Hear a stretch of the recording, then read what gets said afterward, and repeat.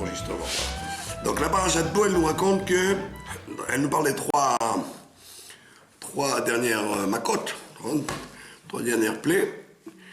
Et là-bas, Moshe, on nous dit que Moshe est sorti de la ville pour prier.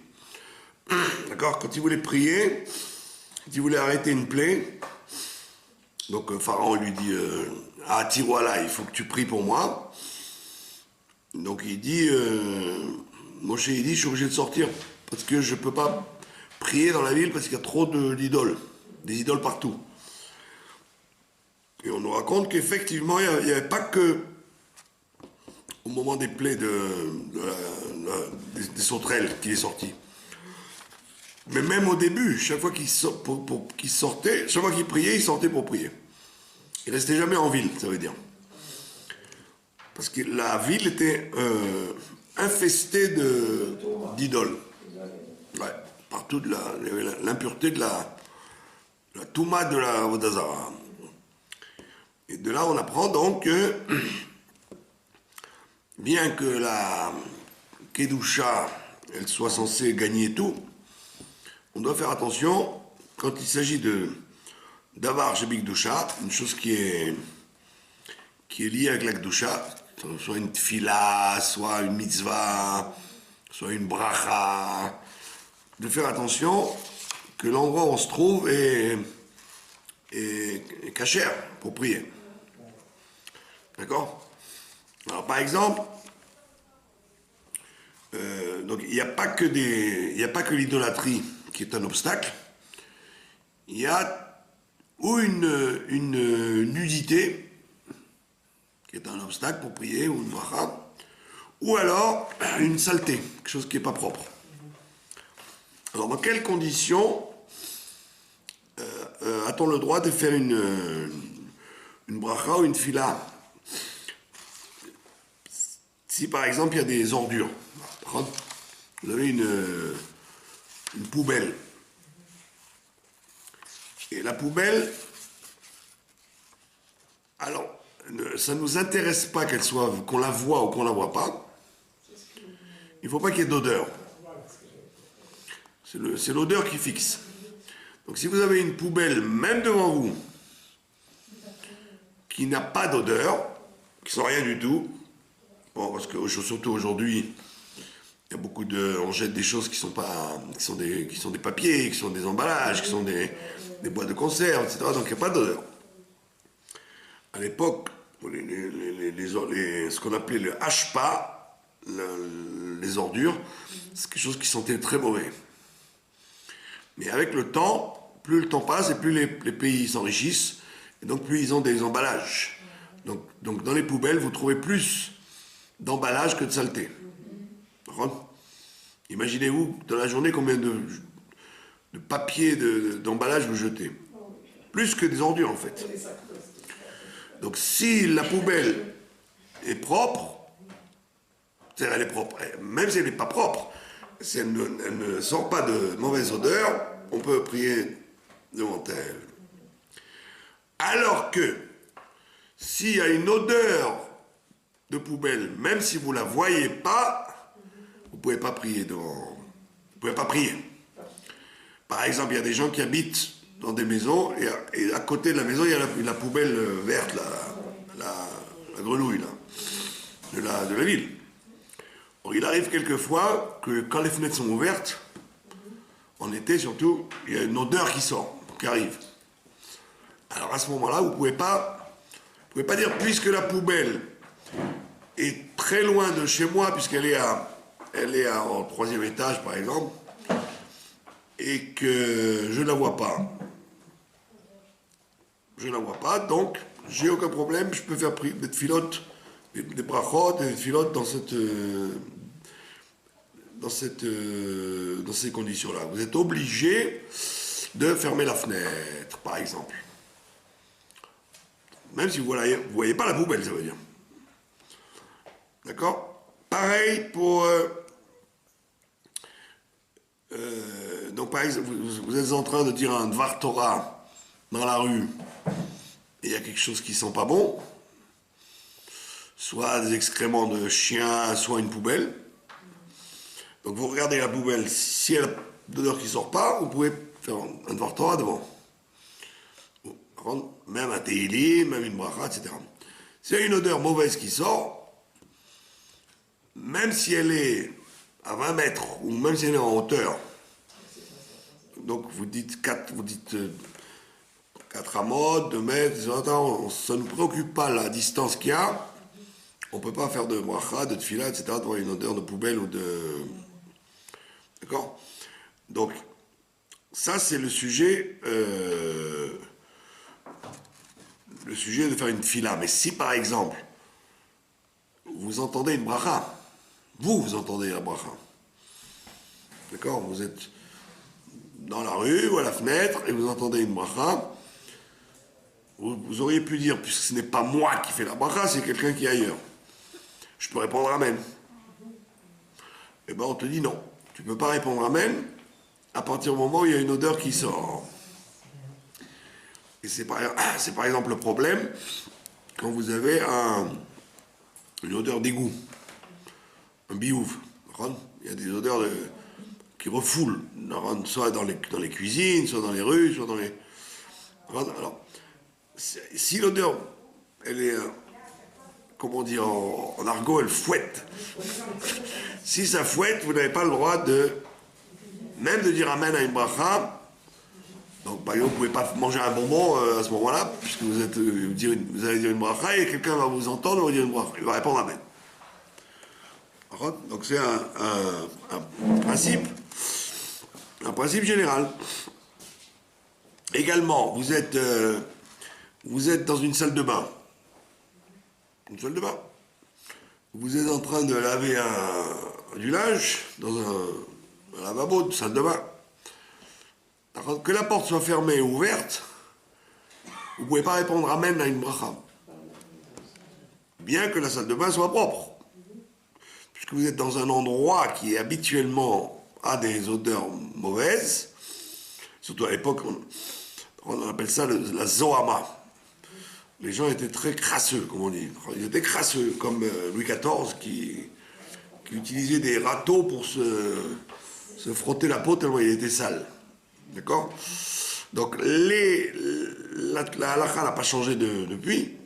On estime qu'une salle de bain, une douche, ça s'appelle un endroit de zohama. C'est-à-dire qu'il y a de la crasse qui sent pas bon, même si vous le lavez régulièrement avec du monsieur propre, etc., l'endroit lui-même, ou de la javel, l'endroit lui-même devient condamné à ça, quoi. Donc vous pouvez écouter, par exemple, un Dvar Torah, vous pouvez l'écouter.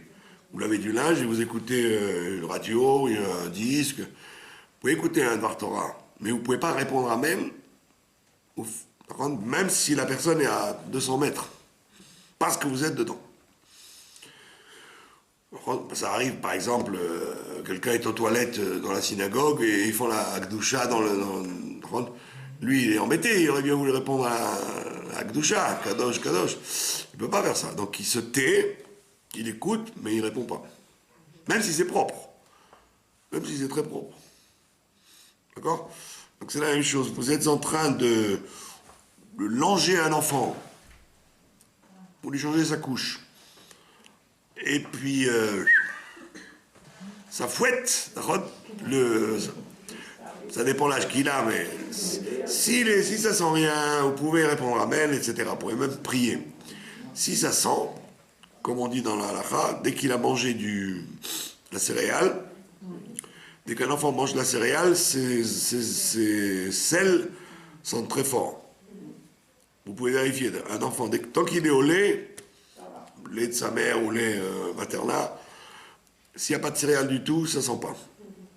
Dès qu'il y a la moindre céréales dedans, c'est carrément la guerre à 14, quoi. Vous vous sauvez de la pièce, même s'il est petit comme ça. Donc à ce moment-là, vous ne pouvez pas ni répondre amen.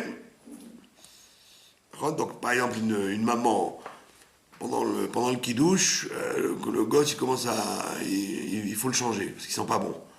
Alors on ne peut pas faire kidouche, puisque ça fouette autour de la table. Donc la maman, elle va dans une pièce pour changer l'enfant. Et puis elle dit, faites qui douche, j'écoute. Alors il y a un problème parce qu'elle ne peut pas répondre amen. Il faut pouvoir répondre amen. Or si elle est dans une condition où l'odeur est tellement forte, elle n'est pas quitte du qui douche. Bien que vous auriez dit, mais oh, c'est un tout petit bébé. Il y a des petits bébés, mais... il y a des fois des odeurs plus fortes, plus grandes que la taille du bébé. Donc, tous ces cas-là, donc, pourquoi on a parlé de ça ce soir? Parce qu'on a dit que c'était à cause de Moshe Rabbeinu, qui était obligé, quand il priait pour arrêter les plaies, il était obligé de sortir de la ville.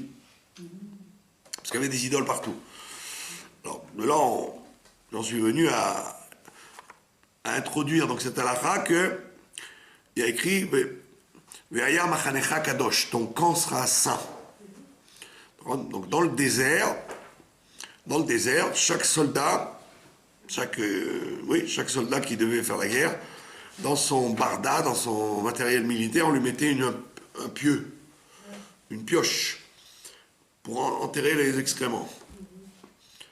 On ne disait pas, bon, puisque la guerre, tant pis, on fait n'importe quoi.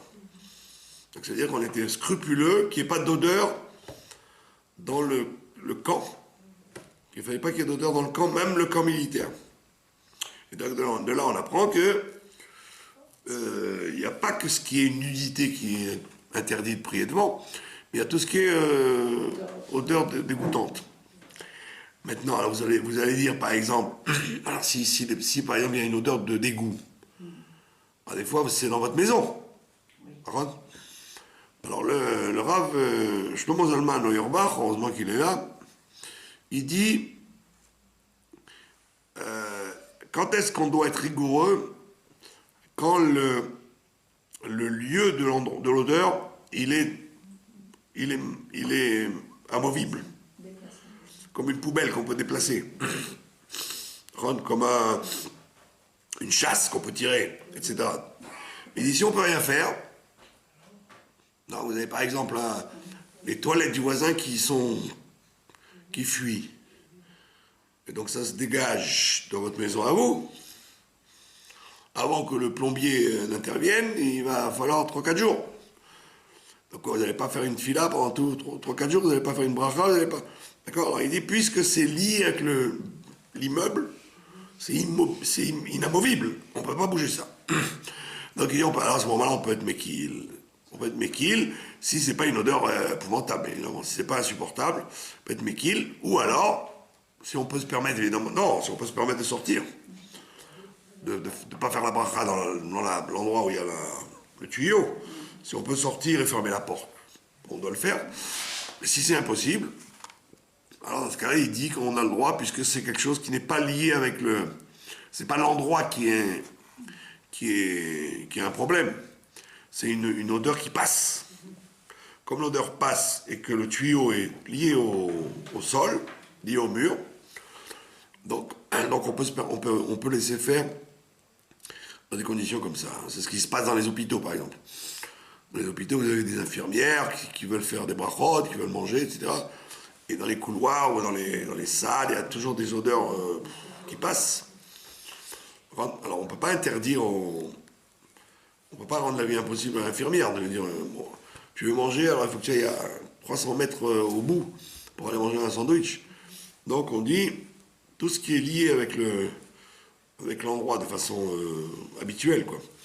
Si c'est pas insupportable, on peut être allégeant. Mais quand on peut réparer facilement la chose, comme je vous dis la couche, le bébé qui a changé la couche, là on ne doit pas être allégeant, on doit attendre ou enlever la couche, carrément. D'accord? Donc vous avez compris l'astuce. Ça s'est passé plusieurs fois en Israël quand il y avait des grèves de poubelles. Et quand il y avait des grèves de poubelles, les odeurs des ordures restaient. Alors, je ne sais pas si vous vous rappelez, en mai 68 à Paris, il y a eu la grève des poubelles pendant un mois. Ouais. Alors même dans les immeubles, vous aviez une odeur insupportable. Donc on vous dit, Donc on vous dit tu ne peux pas, jouer là-dessus. Tu es obligé d'être vigilant. Vous avez compris donc avec la réflexion, vous avez le droit. Vous pouvez penser d'Ivre Torah, vous pouvez écouter des cours, vous pouvez mais dire des mots, vous ne pouvez pas en dire. Même si ce sont des mots, même si c'est bref comme un amen d'une bracha. Vous avez compris? Donc la même chose, une maman ou un père qui tient son bébé pendant qu'il fait la tfila, etc. Dès qu'il y a une odeur qui commence à prendre son envol, vous êtes obligé d'intervenir. Vous ne pouvez pas dire, bon, bah, quand j'aurai fini la tfila, j'irai le changer. Non, si l'odeur est insupportable, il faut arrêter de prier, il faut changer le bébé ailleurs. Mais si on ouvre une fenêtre à ce moment-là et que ça sent plus. Ah, si on ouvre la fenêtre, c'est bien, comme on l'a dit tout à l'heure, dans le cas où on ne voit pas la saleté. Oui. Si c'est une couche, on ne voit pas. Si c'est pas trop fort l'odeur. Non, comme on l'a dit tout à l'heure sur la poubelle. Vous avez une poubelle, si la poubelle est propre, mais que ça sent, vous ne pouvez pas. Maintenant, si la poubelle est sale, même si vous ne sentez pas, vous ne pouvez pas. Vous avez compris? Je répète. Si la poubelle est propre, si l'endroit est propre, pardon? C'est jamais propre une poubelle. Pourquoi pas? Moi, mes poubelles sont très propres. J'ai ne que comment on appelle ça, des papiers, des trucs, des numéros de téléphone de gens qui se sont disputés avec moi, et donc je risque pas de les rappeler. Donc c'est propre tout ça, c'est pas le stylo, le ouvrier. Okay. Vous n'étiez pas là au début, mais j'ai expliqué que les poubelles du monde moderne ne sont pas les poubelles du Moyen-Âge, où il n'y avait que des excréments de cochons et de poules, etc. Aujourd'hui, il n'y a pratiquement que des emballages. Vous avez renversé une boîte de cornichons, vous jetez la boîte, un sac de lait, un papier de bonbons. Donc la poubelle est propre. Maintenant, si elle est propre et qu'elle ne sent pas, vous pouvez prier devant. Si elle est sale et qu'elle ne sent pas, vous pouvez prier devant aussi. Si elle est sale, bien qu'elle soit couverte, vous ne pouvez pas non plus prier. Donc la couche du bébé, d'accord? S'il n'y a rien qui sort, comme vous dites, si c'est bien fermé la couche, et qu'il n'y a plus d'odeur avec la fenêtre ouverte, alors d'accord. Mais si, où vous voyez, où vous sentez, vous ne pouvez rien faire. Donc même si vous faites la Hamida, vous êtes en train de faire la Hamida, puis tombe le bébé il se lâche, comme on dit, puis tombe, l'odeur se répand dans vos narines, ben vous êtes obligé d'arrêter de prier. Vous ne pouvez pas dire, bon, je suis obligé de finir pour aller m'occuper de lui. Non, je suis obligé de m'arrêter de prier, parce que ma tefila est dégoûtante, maintenant. Donc je m'arrête, j'enlève l'origine de ce qui est sale, et je reviens après. On peut mettre le bébé dans le lit, puis... D'accord? Vous avez compris? On ne prend pas depuis le début, elle a posé la question. Non, vous reprenez, vous êtes arrêté. on recommence pas. On fait ni les trois pas, rien du tout. On recommence, on s'arrête, parce qu'on ne peut rien faire, on est bloqué. Donc on fait ce qu'on doit faire, et on revient à la même situation. Non. Si on peut se laver les mains, c'est mieux, bien sûr. Vous avez compris? Donc que ce soit une odeur de poubelle ou une odeur de tuyauterie, etc. D'accord? On ne peut pas ni répondre amen, ni une bracha dessus. Maintenant, évidemment, il y a des comment on appelle ça, degrés. Il y a des gens qui ne sont pas incommodés par une odeur particulière, d'accord? Donc c'est subjectif. C'est très subjectif. Si ça vous dérange à vous, alors vous ne pouvez rien faire. Si ça ne vous dérange pas, c'est pas une odeur si forte que ça, alors ça peut attendre. Pas de questions? Dans la salle de bain, il y a des gens qui sont macpédiles de faire toujours les tilas. Après, il faut être macpédile sur ça. Si j'ai pas changé de bébé, j'ai pas pris ma douche, Nali, tu es allé jusqu'au rentrée. Vous êtes rentré pour aller vous chercher des cotons-tiges. J'ai pas de toilette dans ma salle de bain. Je dois faire mes tilas après quand même. Aujourd'hui, non, parce que ça se dégage. Ça, à moins qu'il y ait comme on l'a dit tout à l'heure, de la zoama, de la crasse dans la baignoire. Si c'est toujours propre, donc on ne fait pas de tfila dedans, mais ça n'a pas le statut d'avant. Il n'y a pas de touma comme il y avait avant. Le Ben Ishraï pose une question, il dit là-bas, il dit si vous avez mis une main dans les toilettes et vous l'avez sortie, vous devez laver 7 mains ou les deux? Parce qu'à l'époque, le Ben Ishraï est parti en 1909, jusqu'à cette époque-là, les latrines publiques, ça fouettait, comme on dit. Donc, mais on parle pas de ça, on parle de nos endroits à nous qui sont en général propres. Le Rav Ashkenazi de Kfar Chabad, là, qui est mort entière, là, il disait qu'on peut prier quand la porte est fermée des toilettes. Mais il dit maintenant, ça dépend des toilettes. Il y a des gens qui ont des toilettes toujours impeccables. D'accord? Dès qu'ils vont aux toilettes, ils nettoient, il n'y a plus rien. Mais quand il y a des familles nombreuses, et il y a des enfants qui ont tendance à ne pas viser juste, donc même si vous nettoyez proprement la cuvette elle-même, il y a toujours des gouttes qui sentent autour. Et donc à ce moment-là, ça rend à nouveau les toilettes ou la salle de bain impropres. Et si vous êtes dans une famille de gens qui savaient se tenir, pas comme dans les bistrots, les alcooliques qui viennent, ils font pipi avec la bière, il y a plus d'urine dehors que dedans. Ben dans ce cas-là, c'est évident que même si vous nettoyez la cuvette, vous n'avez rien fait du tout. Tout est encore dégoûtant. Donc si la salle de bain dont vous parlez, elle est toujours impeccable, et qu'il n'y a pas de crasse dans la baignoire, alors évidemment, si vous rentrez ou sortez, il n'y a pas de problème.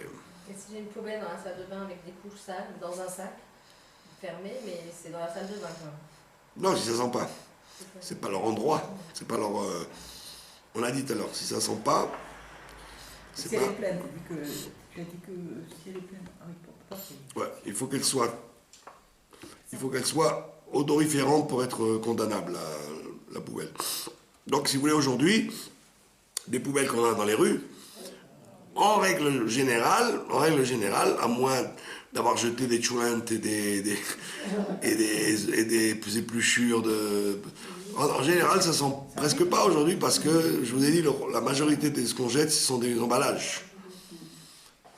C'est ce qu'il disait d'ailleurs dans la vieille ville, de Jérusalem. Le chouk arabe. Il disait que du temps des Jordaniens, du temps que c'était sous occupation jordanienne, les ordures, c'était des ordures puantes. Parce qu'il n'y avait pas d'ordures, il n'y avait pas d'emballage, c'était un pays sous-développé. Depuis que Israël est propriétaire de la ville arabe, toutes les poubelles arabes, comme par hasard, elles sont comme en Amérique. Il n'y a que des papiers, que des trucs, ils se sont tellement enrichis. Ils achètent au Colbotech, un truc. Donc qu'est-ce qu'ils jettent? Des emballages, ils ne jettent pas des... Encore une fois, l'apartheid. Non,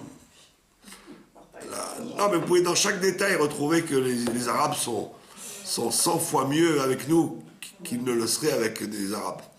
Au Hermon, par exemple, en ce moment, c'est la saison du ski.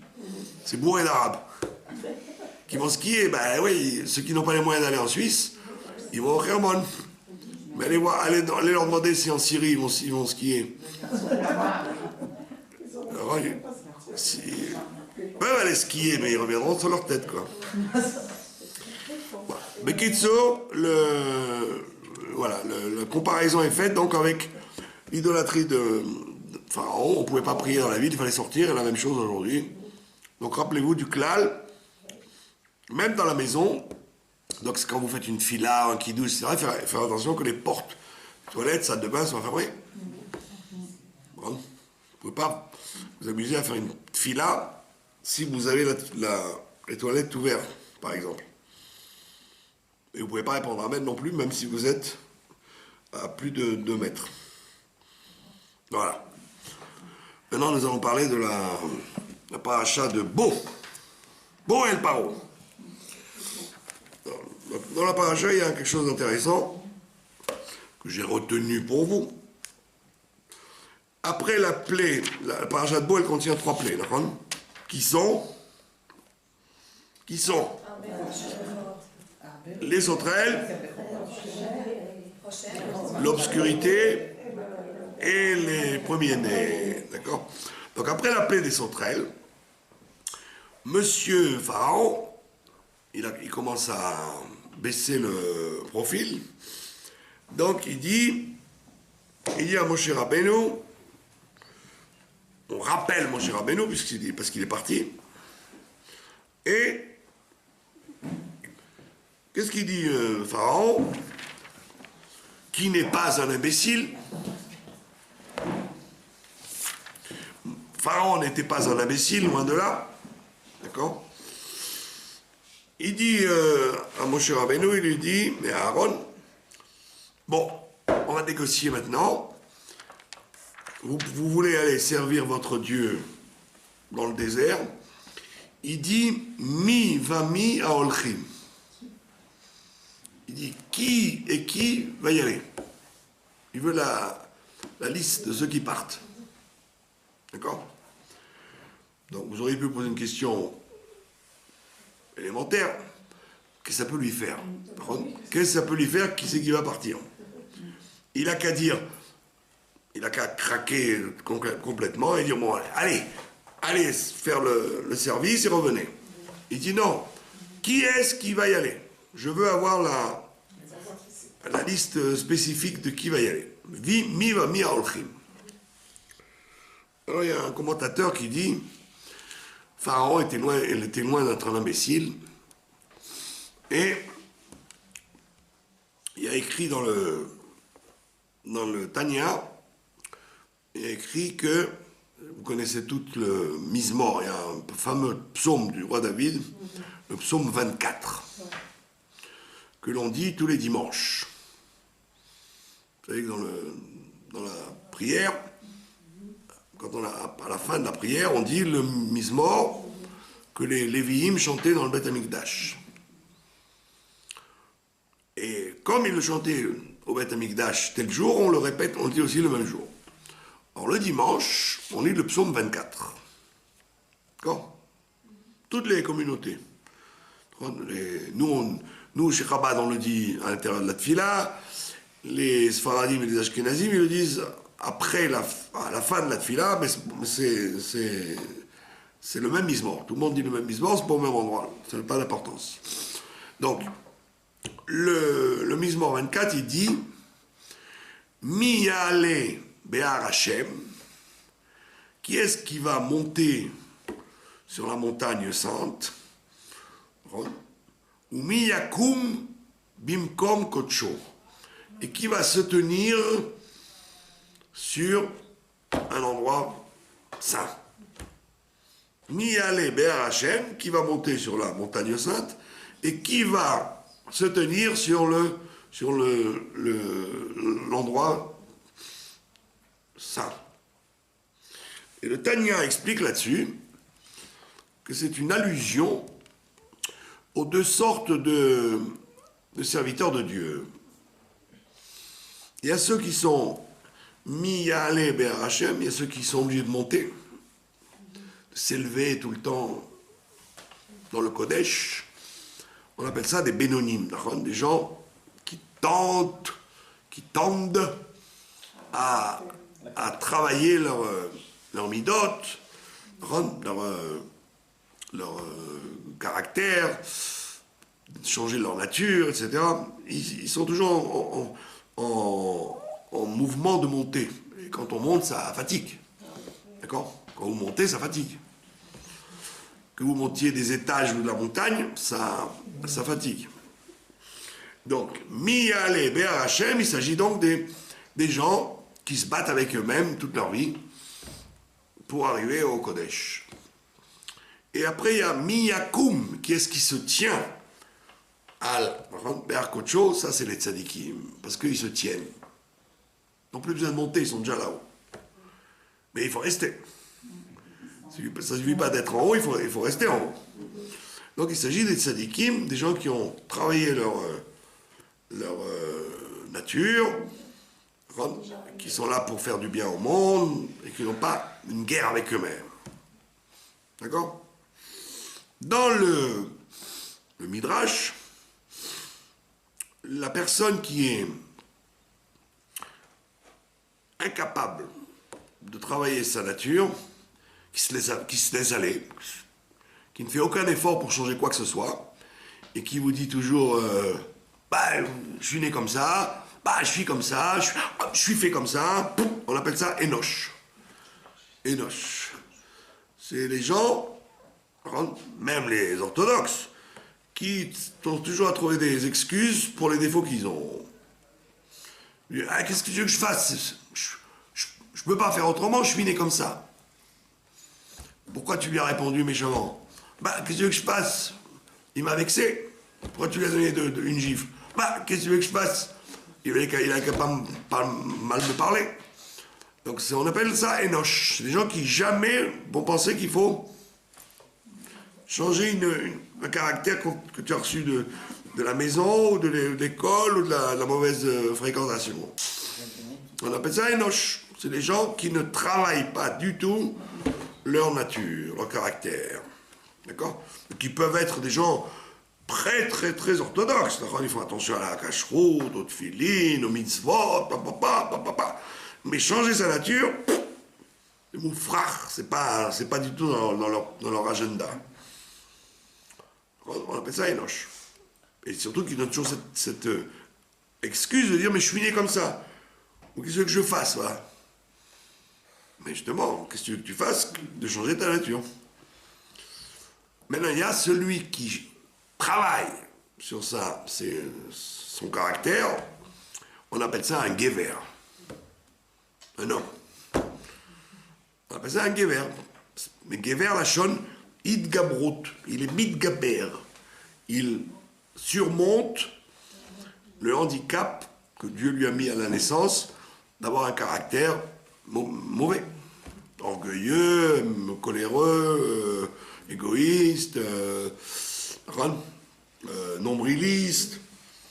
C'est le caractère qu'il a eu à la naissance, ou que ses parents lui ont entretenu, etc. Mais lui, il est mitgaber, il dit, je sais que je suis comme ça, je vais travailler là-dessus.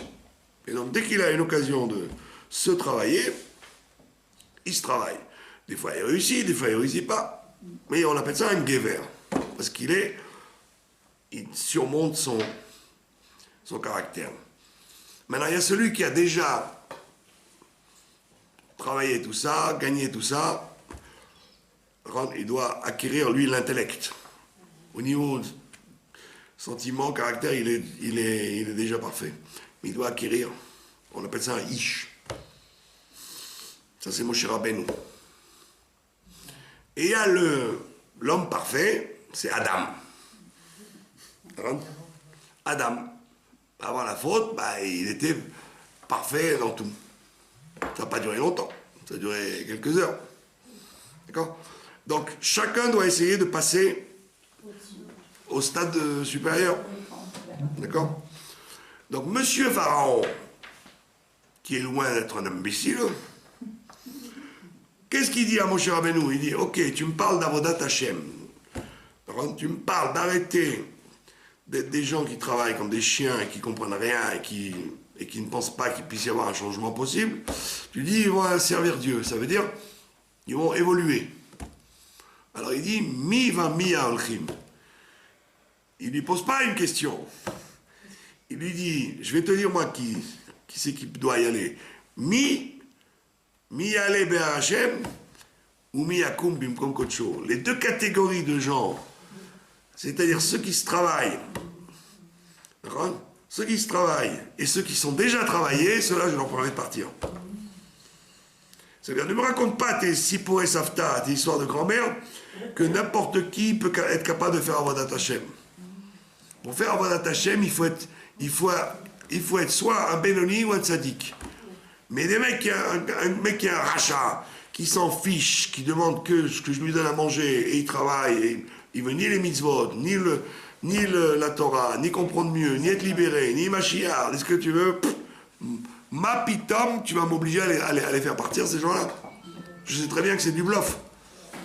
quand tu veux des vacances gratuites. Alors il lui dit, mi va mi aolchim. C'est à que ceux-là qui partiront. C'est-à-dire, je veux bien te concéder qu'il y a des gens qui sont faits pour passer la porte de la voie d'Hachem, ils ont prouvé déjà qu'ils le font ici. S'ils ne le font pas ici, no way, je te laisse pas personne partir. Et qu'est-ce que lui répond mon cher Rabbeinu? Vayomer Moshe, binoreinu viskeneinu nelech. Et nous partirons avec les jeunes, les vieux, bevoneinu vivnoseinu, betsoneinu bikoreinu. Ça veut dire, il lui dit, non, chez nous, ça n'existe pas, ça. Même un bral, même un idiot fini, même un rachat, merusha, il doit faire Avodat Hashem. C'est pour ça qu'il lui dit, binahar et nous. Un nahar, c'est quelqu'un qui est torturé par le Yetzer Hara. Il n'arrive pas, il ne peut pas faire Avodat Hashem. Il a trop de Yetzer Hara. On appelle ça un nahar. Alors il dit que ce soit quelqu'un qui est un nahar, qui n'a aucune envie de faire Avodat Hashem. Il n'a qu'une seule envie, c'est cela qu'il fait, comme on dit. Il veut faire la vie. Il n'a rien à faire ni de la synagogue, ni du Beth Midrash, ni des mitzvot. Ce qui l'intéresse, c'est les filles, les jeux, les... Ben, nous on appelle ça. Moshe lui dit, oui, on les veut tous. C'est pas comme toi, tu as décidé que ne doit servir Dieu qu'une telle catégorie de gens, c'est tout le monde. Et il dit d'ailleurs, Bebanenu ou bivnotenu. Alors si vous savez lire en araméen, il traduit nos garçons et nos filles, il traduit Bebanana. Même les gens qui sont des bananes feront Avodat Hashem. Dans les écoles, les filles elles disent comme ça, banot, bananot, ouais. Banot, bananot. Même les bananes, qui sont incapables de comprendre quelque chose à rien du tout, même ceux-là, ils doivent aller faire Avodat Hashem. Et qu'est-ce qu'il dit? Et il dit, parce que monsieur, comment il s'appelle Monsieur Pharaon, il dit, et qu'est-ce qu'il répond Pharaon? Donc c'est pas un idiot, il répond, Lochen, c'est pas comme tu dis toi, hein. Les Huna Agvarim, il n'y a que les Gvarim qui peuvent aller. Il n'y a que les gens qui ont commencé à être Gever, à travailler leur midot que j'ai autorisé à aller. Vous voyez ce dialogue entre Moshe et Pharaon, c'est pas un dialogue comme on a cru. C'est un dialogue classique de la comment on appelle ça, de la métaphysique, qui est habilité à faire partie du Ham Israël. Donc Pharaon, c'est ce qui représente le côté antisémite, quoi, qui sélectionne, qui te dit c'est pas tout le monde qui peut comprendre. La majorité des êtres humains, comme dit le Rambam, sont des singes. Sont des singes. Et ils avalent ce qu'on leur dit, ils réfléchissent pas, d'accord? Les gens sont des singes. Ils imitent, au mieux ils imitent. Mais en réalité, ils ne sont jamais, comment dire, des êtres humains. Ils se déguisent. Et donc c'est Pharaon qui pense comme ça. Or, mon cher Rabbeinu, il dit non, la Torah ne pense pas comme ça. Elle pense que toute personne est capable de s'élever à être un serviteur de Dieu. Même s'il n'en a aucun critère visible à nos yeux. D'accord? Et donc c'est pour ça que le pharaon, il a un argument en vérité, un argument de ce qu'on appelle Mitzraïm. Il y a Mitzraïm et il y a Mitzraïm de Gdusha. Il y a l'Égypte, il y a l'étroitesse, il y a même l'étroitesse dans le système de la Gdusha. Dans le système de la Gdusha, il y a aussi cette réflexion qui est de dire Pourquoi tu veux élever les gens à être plus intelligents qu'ils ne le sont? Les gens aiment la médiocrité, donne-leur de la médiocrité. Donne-leur du facile. D'accord? Et quand tu essaies de dire non, non, même les gens qui n'ont aucune velléité, aucune aspiration à quelque chose de mieux, tu dois quand même leur inoculer le mieux. Tu dois toujours essayer de faire mieux au Ham Israël, même si, dans sa grande majorité, c'est pas sa tasse de thé. Les gens veulent la médiocrité en général, ils veulent pas ils veulent des slogans, ils veulent des réactions, comment on va ça, pas réfléchies. Ils aiment ça. Et donc c'était le dialogue entre Moshe et Pharaon. Et donc nous on ne doit pas être Pharaon. On ne doit pas dire à quoi bon. Tu vas dire à quelqu'un, voilà, commence à faire Avodat Hashem. Et c'était toute la problématique de la Chassidoute. Quand le Baal Shem Tov est arrivé, il est tombé dans un monde où les Lituaniens qui s'opposaient, ils disaient quel rapport le peuple avec la Torah, la Avodat Hashem, les mitzvot comme il faut. Nous, l'élite, on doit s'occuper de ça, mais le peuple, laissez-les dans leur misère. C'est ce qu'ils veulent, de toute façon. Qu'est-ce qu'ils veulent d'autre? Du pain et des jeux. Qu'est-ce que veulent les gens? Du pain et des jeux. Comme les empereurs romains. Et le Baal Shem Tov, il a dit non, dans chaque juif, il y a une étincelle de ressembler à Moshe Rabbeinu, d'être de plus en plus proche de Dieu. Et même s'il te semble être un minable, tu ne dois pas l'exclure. Donc tu dois pas dire mi va mi à Olchim. Il n'y a que ceux qui sont sur la route du service de Dieu qui peuvent être initiés. Tout le monde doit être impliqué là-dedans, même s'il ne donne aucun signe d'être en rapport avec ça. Intéressant ou pas? Oui. Vous auriez pensé? Vous n'y auriez pas pensé. Voilà. Et donc c'est pour ça que c'est dans la paracha de Bo. Parce que Bo, nous dit la Chassidoute, comme c'est par rapport aux 3 dernières plaies, c'est par rapport au tikkun du Chabad, le tikkun de l'intellect. Il ne faut pas se contenter de réparer son système émotionnel, il faut aussi réparer son cerveau, c'est-à-dire penser de façon originale. Pas être simplement se contenter d'un travail du caractère, mais travailler aussi, changer son mental. Voilà.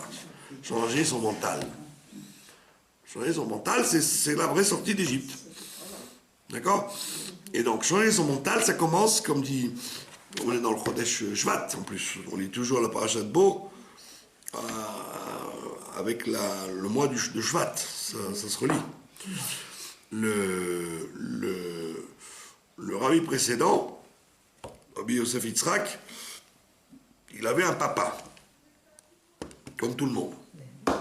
Et son papa s'appelait le Rabbi Rachab, d'accord? Rabbi Shalom Douber. Et le jour de son départ, son fils était à son chevet, et il lui a dit, donc le fils, voyant son père partir, il a une larme qui a commencé à couler. Le Rabbi Rayatz, c'est un personnage extrêmement sensible. Et il s'est beaucoup travaillé pour se battre contre Staline, contre les Allemands, contre l'assimilation en Amérique, etc. Donc les gens ils croient que c'est un fighter. Non, ce n'était pas un fighter, c'est un homme très très sensible. Très, très touché, très touché. Et donc, le fait, vous auriez dit, pour arriver à tenir tête à Staline et à Hitler et à l'Amérique, c'est vraiment quelqu'un qui est prêt à tout. Pas du tout, c'est quelqu'un de très très fragile, d'accord? D'ailleurs, il aimait écouter les histoires les grands-mères, il aimait l'atmosphère, le feu de cheminée, nanana. Et il a été confronté à une vie complètement différente de ça. Vous savez ce que ça veut dire arriver en Amérique pour quelqu'un qui avait toujours vécu dans le petit village, avec la tasse de thé, le gâteau. Putain, vous le confrontez dans un endroit de cruauté. Et donc lui, il était très sensible. Et donc quand son papa s'en va, donc, comme tout bon fils, il a une larme qui coule. Et son père, il se relève sur son lit, avant de partir donc, le Rabbi Rachab, et il dit à son fils, Itpa'alut, Itpa'alut, il a dit. Itpa'alut, c'est émotivité.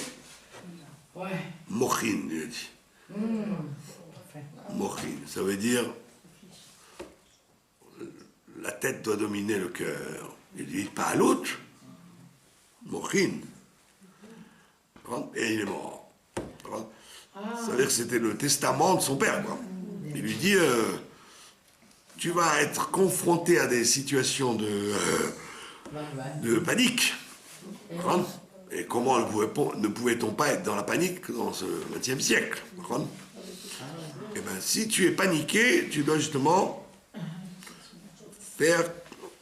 mettre en route ton cerveau en disant, regarde, il faut analyser où est le vrai danger, où n'est pas le vrai danger, qu'est-ce qu'on fait, qu'est-ce qu'on fait pas. Et pas, c'est ce qu'il dit d'ailleurs dans la sortie d'Égypte. La sortie d'Égypte, il dit là-bas, la soirée de la sortie d'Égypte, c'était Bechipazon. Vous étiez en panique. Est-ce que Pharaon va pas changer d'avis? Est-ce qu'on va se trouver dans le désert sans rien? Donc là, on peut comprendre qu'il y a vous aviez l'autorisation, vous n'aviez pas la Torah, vous n'aviez pas l'expérience. Donc on peut comprendre que vous étiez en panique. Mais maintenant, le temps passant, on a des armes pour se battre. Donc il lui a dit, Itpa'alut, Mochin. Donc carrément, il a cassé, quoi. Il a pas voulu qu'il se mette à pleurer, bien qu'il perdait son père. Donc c'est pas évident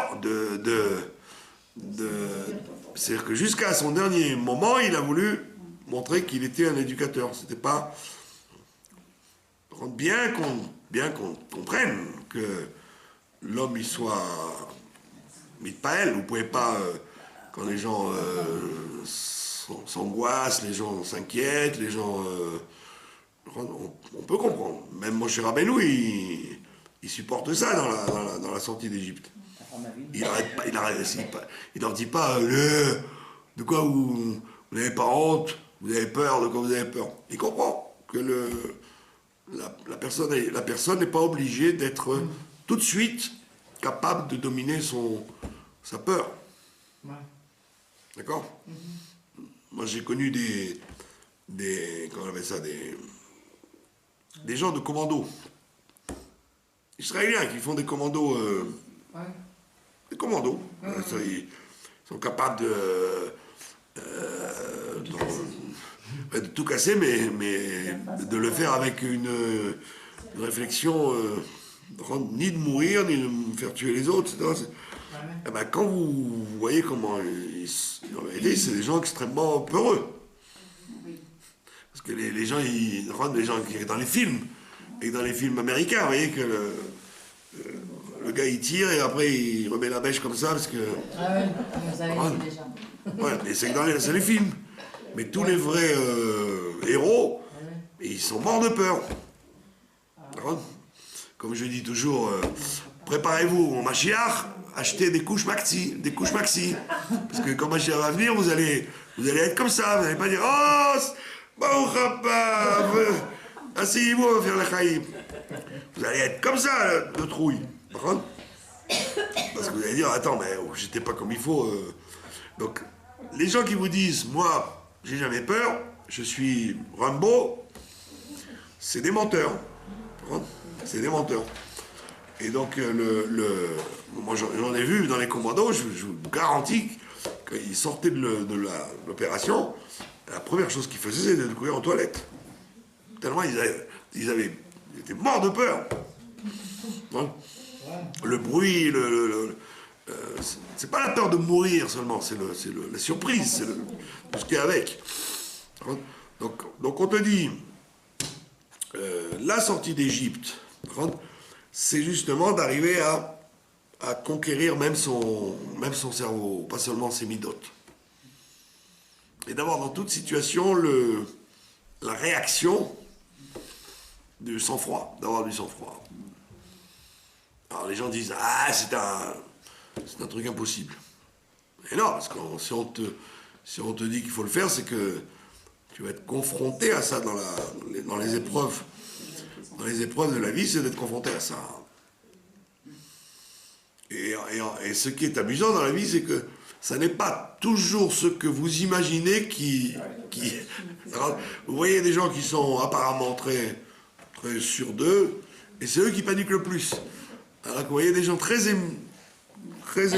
émotifs, et justement, en moment de panique, c'est eux qui ont la meilleure réaction possible. Que ce soit dans un incendie, une inondation, un attentat, une situation de la vie. Donc on te dit, si vous voulez, aujourd'hui, c'est un peu le défi. On a ce défi aujourd'hui devant lequel on est placé. Parce qu'on voit bien que le monde, que ce soit goy ou juif, est dans une panique. Il n'y a aucune personne qui soit reposante. Chacun travaille par la hitpaalout, par l'émotivité. Et donc nous, on ne doit pas tomber là-dedans. On ne doit pas dire, puisqu'il y a de l'émotivité, donc ça doit être ça, tout le monde le fait, donc ça doit être comme ça, il faut réagir comme ça. Pas du tout, tu dois rester avec ton sang-froid. Le Chafetz Chaim racontait il disait que les Tosafot, c'était les petits-enfants de Rachi. Alors il y a une partie qui habitait dans le nord de la France, il y a les Tosafot du sud. Mais les Tosafot du nord de la France, c'était les petits-fils de Rachi, les gendres et les petits-fils. Et ils ont écrit des ouvrages extrêmement compliqués sur les histoires de prêts et de remboursement, etc. Des trucs très compliqués que même dans les yeshivot, on a du mal à étudier. Des gros problèmes sur les témoignages et sur les preuves des contrats, des trucs très très complexes. Et il est connu que ces gens-là ont écrit ça la veille de leur mort, quand il y avait les croisés qui arrivaient. Les croisés ont tué beaucoup de Rabbanim. Et les croisés qui étaient des sauvages, qui étaient des gens qui le Daesh, c'était des enfants de cœur à côté des croisés. Ils coupaient les gens en morceaux, violaient les femmes, ils prenaient l'argent, ils prenaient tout. C'était en plus des illettrés, c'était même pas des gens avec qui vous pouviez parler. Donc, et ces gens-là, quand on savait qu'ils s'approchaient du village, les juifs, ils n'avaient pas grand-chose à faire. Ceux qui pouvaient se sauver, ils se sauvaient. Mais les rabbanim, ils ne se sauvaient pas, parce qu'ils ne voulaient pas donner un mauvais exemple. Or, les Tosafot qui ont été égorgés par les croisés, c'est la veille du moment où ils ont été brûlés sur le bûcher, ou égorgés, coupés en morceaux, qu'ils ont écrit ces trucs-là. Alors vous imaginez, vous, que demain, tu vas mourir coupé en morceaux, tu le sais, et au lieu de paniquer, au lieu de faire le 100 mètres, les 100 pas en tremblant, tu restes assis sur ton livre et tu écris des trucs qui montrent un sang-froid pas possible. Alors Chafetz Chaim, il dit, avec tout ça, délivre-nous, ça veut dire. D'accord ? Donc ça veut dire que il ne faut pas croire que c'est une chose qu'on demande qu'au tzadikim, au niveau... Tout individu doit acquérir cette stabilité mentale qui lui permet de savoir à quel moment réagir de telle façon et pas paniquer.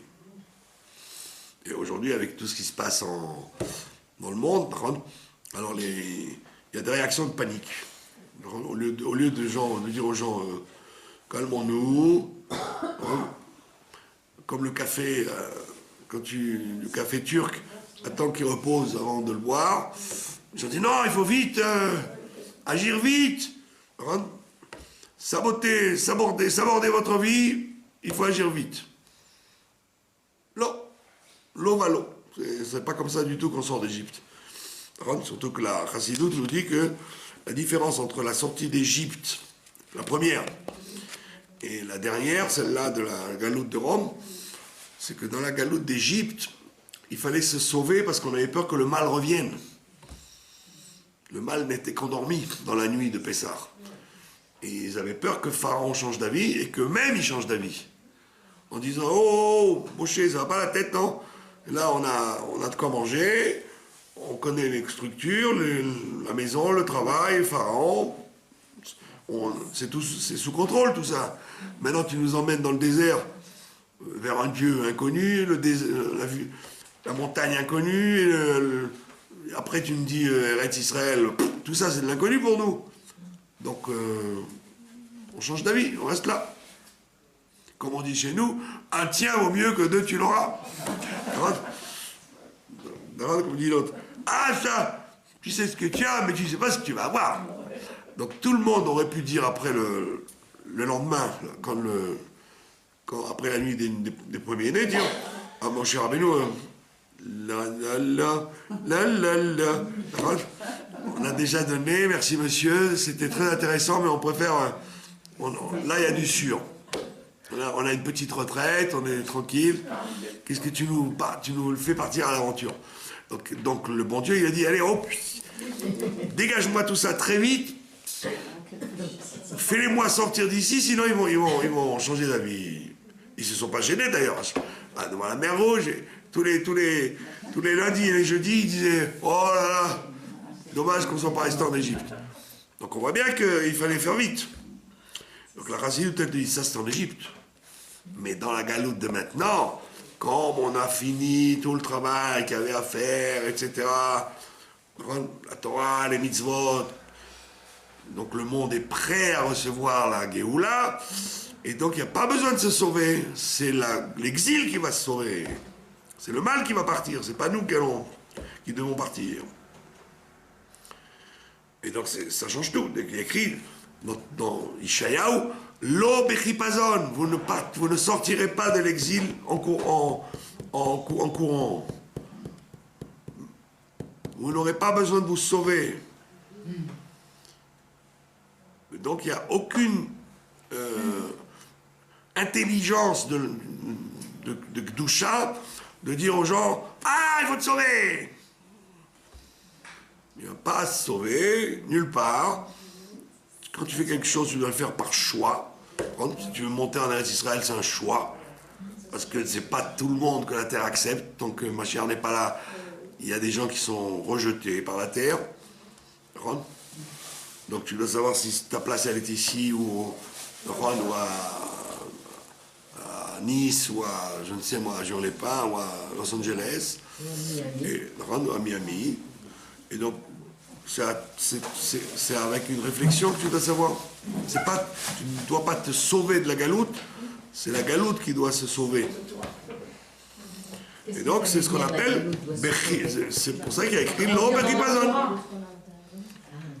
Donc Bezrat Hashem, il faut pas dire aux gens ce qu'on entend dans les radios et les journaux juifs, israéliens, francophones, ou ce que vous voulez. Ouais, vite, que les juifs de France se sauvent. Se sauvent où? Se sauvent où? Israël, c'est pas une terre de refuge, c'est une terre d'élévation. Si tu vas être capable de t'élever, alors la terre t'acceptera. Si tu n'es pas capable de t'élever, les épreuves de la terre d'Israël, tu dois être prêt à les surmonter. Donc on fait, avec Israël, on ne fait pas un mariage de raison. On fait un mariage d'amour, absolument. C'est pas un mariage de raison. J'ai pas le choix, je savais pas où aller, j'ai vu de la lumière, je suis rentré. Ça marche pas, ça. Tu dois faire un mariage d'amour. Si tu penses que ta place, elle est là, alors on va cacha. Mais si tu penses que tu pourras pas surmonter les épreuves de la parnassa, d'éducation, de savoir où habiter, et puis, tu n'es pas venu ici pour mourir. Alors la chance de mourir, elle est plus forte quand tu viens d'Israël que quand tu restes en France. D'après mes calculs. Un mort par jour depuis 60 ans. Un mort par jour depuis 60 ans en Israël. C'est le record. Nous avons le record, mes chers enfants, de toutes les formes de terrorisme qu'il y a eu. Nous avons eu les tracteurs, nous avons eu les bombes, nous avons eu les... Dites-moi quoi, on l'a eu. Le poignardage, les empoisonnements. Qu'est-ce qu'on n'a pas eu ici? On peut savoir? On a fait l'encyclopédie de toutes les façons de faire du terrorisme. Donc on voit bien que venir ici, c'est une géoula pratique, et donc il faut être capable de se dire oui, moi je suis partant. Mais malgré ce qui se passe. Mais pas dire ah, puisque c'est dangereux ailleurs, je viens ici. Enfin, dans un endroit où c'est pas dangereux du tout. Et en vérité, comme disait le rabbi Maharash, le papa du Rachab, il disait chaque balle a son adresse. Donc fais des mitzvot, fais ce qu'il faut pour ne pas être amené à avoir des problèmes comme ça. Et là où tu seras, Dieu te protégera. Voilà, je vous remercie de votre attention.